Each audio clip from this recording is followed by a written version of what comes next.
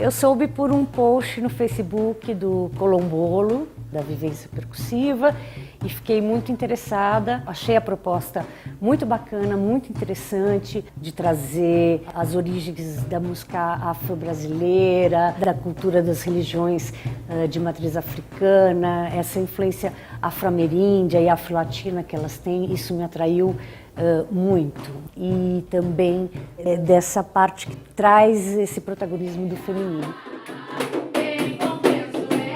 Poder fazer algo que tem uma força, mas também tem uma delicadeza, e o coletivo, essa troca, poder sentir que as mulheres podem tocar um tambor coletivamente, individualmente, é uma descoberta, está sendo uma experiência linda, eu estou amando, estou apaixonada.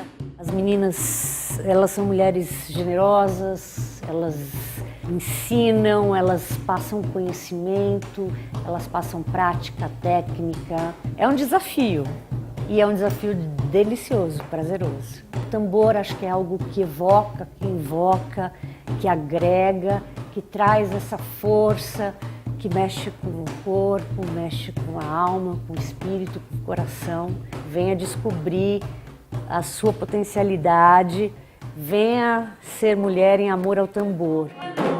A pombagira chegou, que chegue